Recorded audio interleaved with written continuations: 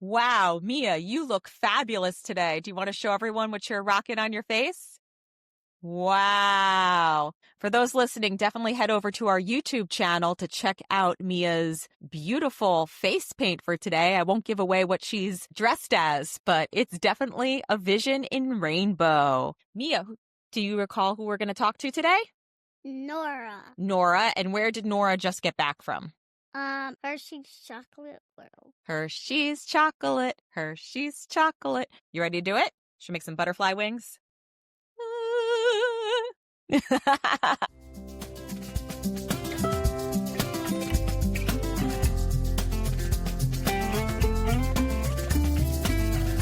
Question of the week. Mia, when you're on vacation, do you prefer to stay in a hotel or at a big house? A hotel because I like having free breakfast and watching TV at my breakfast. Do you like to sit on the couch and watch the TV at the breakfast? Yeah.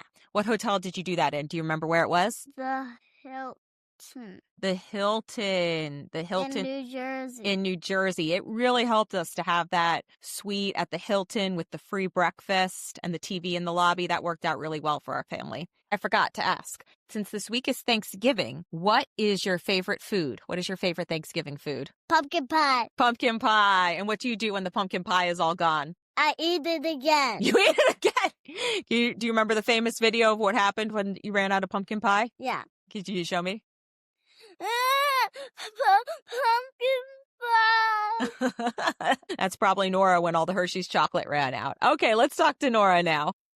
Hi, everybody. Hi, Natalia and Nora. Hello. It's so Hello. good to see you. Nora, Mia has a very important question. What is an Airbnb, Mia wants to know? What is an Airbnb? Oh, great question. I don't know what that is at all. Yeah. You've stayed at a bunch of them, too. Yeah. So an Airbnb is like somebody's house or apartment that they rent out to other people on vacation. So I could go to a different city and I could rent out somebody's house. And Why do I have these headphones? Nora, what do you prefer? Do you like staying in hotels better, or do you like staying in the Airbnb houses? Staying in hotels. Why do you like staying in hotels? Because it has a restaurant. A restaurant. Mia, why did you say you like staying in hotels? You want to tell Nora? I like the free breakfast and the TV. Would you rather go back to Hershey's Park or Disney World? Hershey Park. Really? Why Hershey Park? Because it has chocolates in it. Oh, yep. Lesson learned. There are not chocolates in Disney World. The chocolates at Hershey Park are apparently better. That's great. Mia, you want to say goodbye and thank you to Nora? Why, thank you. Oh, Nora, it was great to see you. We'll have you over soon. Bye. Oh, bye, Mr. Turkey. Happy Thanksgiving. All right, Natalia, it's just us moms now. That was so adorable with Nora and her little turkey, and that's perfect for Thanksgiving week.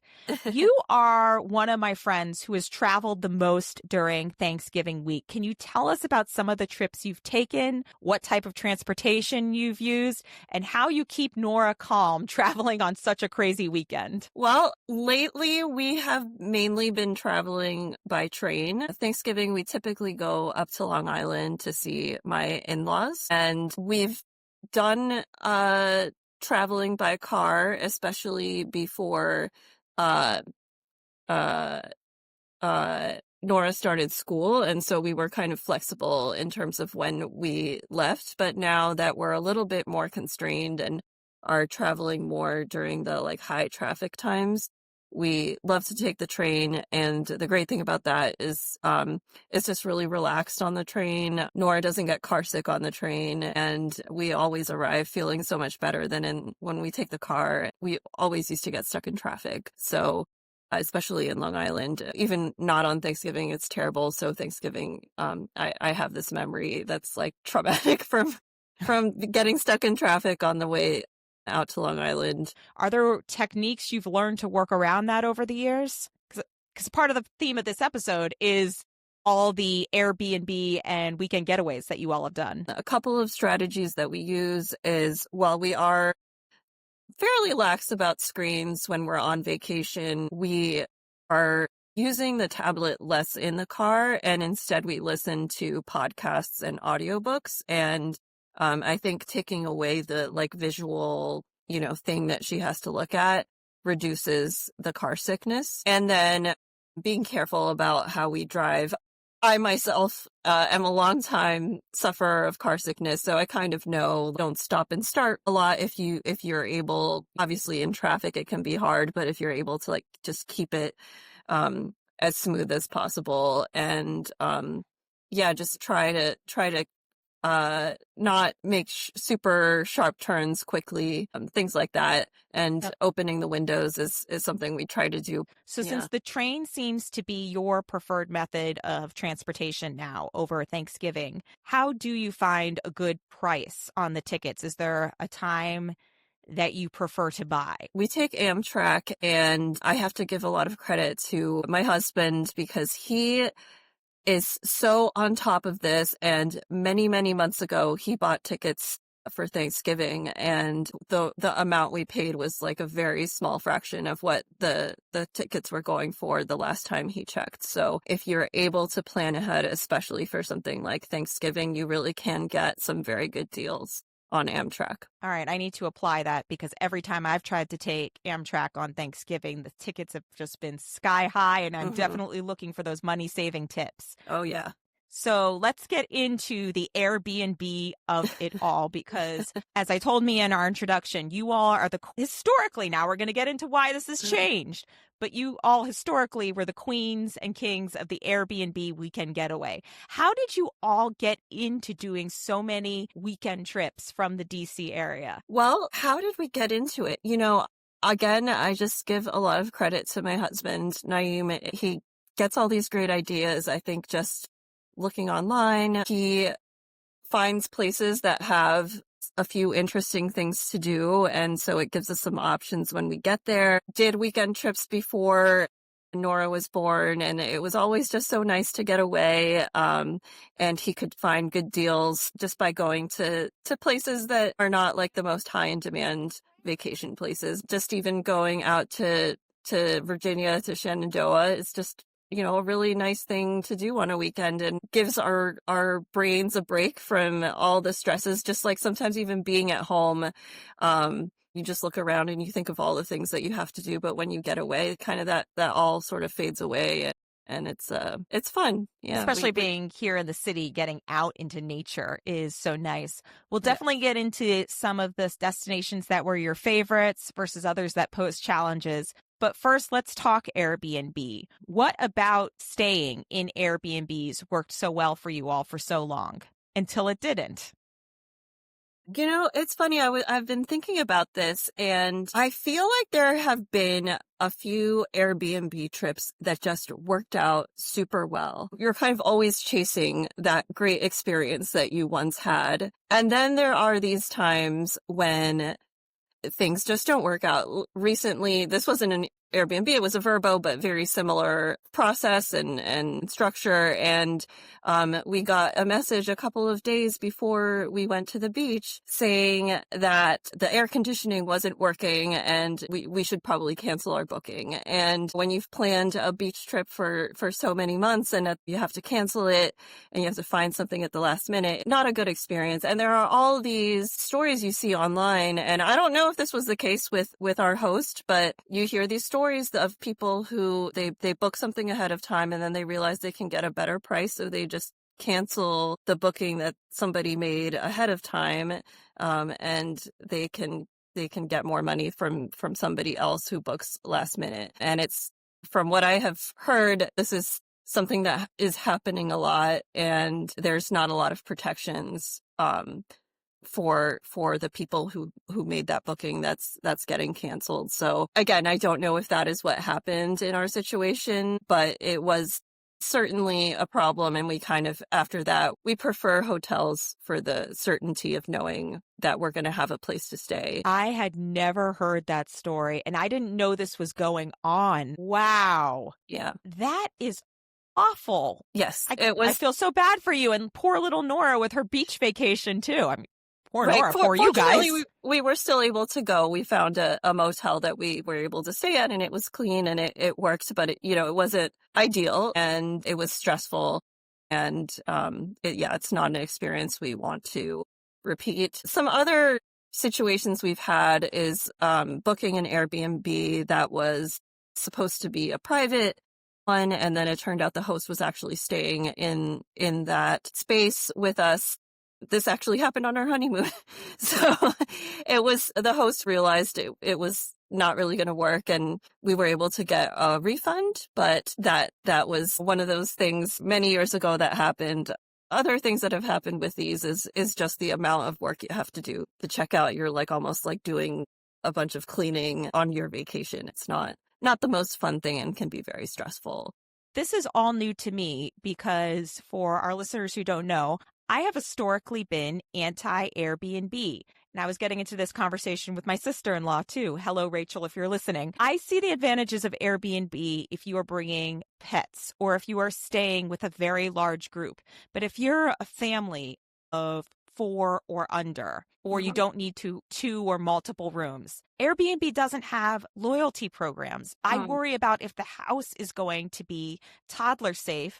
And sometimes, again, like you said, hotels feel more predictable. We were in New York over the summer. The air conditioning at our hotel broke. It was fixed the next day because it was a problem for the hundreds of people staying in the hotel. And there's more an incentive for your host to jump on it right away. Right. So everything that you're saying makes total and complete sense. So knowing your husband's love of planning, do you all have a favorite hotel brand or chain that you subscribe to now? Is there a loyalty program that you all prefer? Oh, yeah, we definitely typically stay in Hilton brand hotels, really across the spectrum. Most commonly, it'll be like a Homewood Suites or a Hampton Inn, but we've done Embassy Suites. We've done the Curio Collection one. So we've done a bunch of different Hilton brands and love the benefits of the points and gotten some really good deals that way. Absolutely. Same, except we're Team Marriott Bonvoy. I keep wondering, I'm like, should I switch to Hilton? And we are staying Team Marriott for now. The Marriott program has been very good to me. It's basically paid for the next vacation. If I end up having to pay for a hotel like we did in New York, we then went out to the Phoenix area and stayed in the most gorgeous Sheraton Wild Horses, one of the nicest resorts I've ever seen. And it was all free on points. I was like, nice. Thank you, Marriott Bonvoy. That was fantastic. Awesome. So let's jump in now to some of the actual weekend trip destinations that you've done. Which ones have worked really well for your family? So the ones that come to mind are the most recent one we did went up to Hershey. It worked out super well. We stayed in I think it was a Homewood Suites, and it wasn't in Hershey. It was in Carlisle, Pennsylvania. So it was about a 45-minute drive from Hershey Park. Just everything kind of worked out really well. Hershey Park was super fun, and they still had the Halloween decorations up, which was cool. It was a little bit more relaxed than Disney World. We visited a cafe in Carlisle called the Cat Cafe, where they had cats, and you could snuggle with the cats and play with the cats, and so that was a lot of fun, although difficult to leave when it was time to leave. We've definitely done many trips to Virginia. We did a trip when it was kind of during the pandemic. I remember going down to a place called Barbersville, which is just north of Charlottesville, and that was one of those Airbnbs that like you look back on and you're like, if I could just recreate that experience. It was really fun. At the time, Nora was 2 years old, and the nice thing about that age is that like she doesn't need a lot, like just like the simple things of like being in a beautiful place and being able to run around. All right, last but not least, let's get into my favorite topic, the Disney of it all. And here's one reason why I was really excited to record with you all, besides the fact that you are awesome people. I've had about 10 friends now go to Disney within the past couple years. Wow. They have all came back and said, glad we did it, but it was tough. with the crowds, with managing the line system. We wouldn't do it again. You all were the only family that came back and said, wow, that was great. I would definitely go back again. What was it that made the experience literal magic for you? Nora was 4 when we went, which felt like really the perfect age because so many of the experiences and rides you can do that are good for that age group are not super, super crowded to the point where you have to wait in line a lot of time for them. So a lot of the experiences, meeting princesses, we did one that was so sweet with Belle for Beauty and the Beast, which was like a whole skit that they did with the kids. The little rides where it's very slow and it's animatronics. So it just felt like there was kind of magic everywhere that was very fun for Nora at that age. The customer service there is just amazing. You know, we had some moments where there were meltdowns and without fail, someone would come and try to, you know, make things better, which was, even if it didn't quite work in that moment, it felt nice to have somebody show concern and try to make things better. They are on top of everything. It's unbelievable. Yeah. And that's great to hear your recommendation that 4 is a good age to go. Well, Natalia, thank you to you and Nora for coming on. Before we let you go, we're going to play a little game we like to call Final Boarding Call. Some quick hit questions to wrap up the episode. Okay. Let's start with your travel essential, the one item you will not leave home without. Yoto player. I don't know if folks know what that is, but it's basically. I do not know what that is. it's kind of like an iPod, if folks remember iPods for kids, that plays audiobooks and podcasts. Interesting. Yeah. Interesting. So it's a smaller device. Yeah, we have a mini one. There's a regular one and a mini one. The regular one is a little bit heavy for travel, but the mini one is great. And there you can buy cards for it, and so kids can just put in the card that they want to listen to. So it gives them a little bit of agency about what they want to listen to. And you can also access some content on the app, which is also, we've also found some cool things there. And I bet that's helped a lot with the car sickness as well. Yes, absolutely. Absolutely. Yeah. We have a Tony's box. I love this. You're similar, Hilton, I'm Marriott. You're Yoto, I'm Tony's. We're covering the whole spectrum today. Excellent. Favorite meal you've had on a trip, a family trip? Family trip. So we were talking about this, and it's funny because with a family, it kind of comes down to what is the best experience for everyone. And what came to mind is like the more relaxed experiences. And one that we had recently, which unfortunately doesn't close down, but we went to Allentown, Pennsylvania. I think it was maybe about a year or a year and a half ago. We went to the circus there, and we stopped at a place called the Potato Factory, which specializes in like baked potatoes. And it was just kind of it was sort of fast casual, and so felt very relaxed, and it really hit the spot in that moment. That's amazing to find those unique destinations and unique restaurants. What a treat. Favorite souvenir you've gotten on vacation? Let's do one for you and Naeem and one for Nora. Favorite souvenir? Oh gosh. So, we have a bubble wand from Disney World that was a purchase of desperation, but it became a very loved object that is very good at blowing bubbles. And, you know, we have that memory of really needing it in that moment, although it was, of course, you know, very expensive for what it is, but it definitely brings back some fun memories. And what about for you? For me, you know, I'm not a big souvenir person. I think what comes to mind is just chocolate from Hershey Park, because I don't tend to eat a lot of candy, but it was nostalgic to be there and enjoy that and have some when I came home. This is so funny. You're the second mom who during final boarding call said their favorite souvenir was chocolate. I'm sensing a trend. Last but not least, what is still the dream destination on your family travel bucket list? We really want to go to Colombia. We haven't been with Nora. We were hoping to go during the pandemic. For listeners, my family is from there. I was born there, but we haven't been in many years since before the pandemic and before Nora was born. So that's something we're really looking forward to. Oh my gosh, what wonderful family memories and time to have with extended relatives. That would be wonderful. Well, Natalia, thank you so much for coming on. Hopefully you all make it to Colombia soon and you can come back and chat with us about that experience. Sounds great. This was a lot of fun. Thank you so much. Produced by Kids Travel Tales. Kids Travel Tales podcast is independently produced and not affiliated with any company, organization, or product mentioned in this episode. For more information about locations or topics discussed, please contact your travel agent or the organization directly.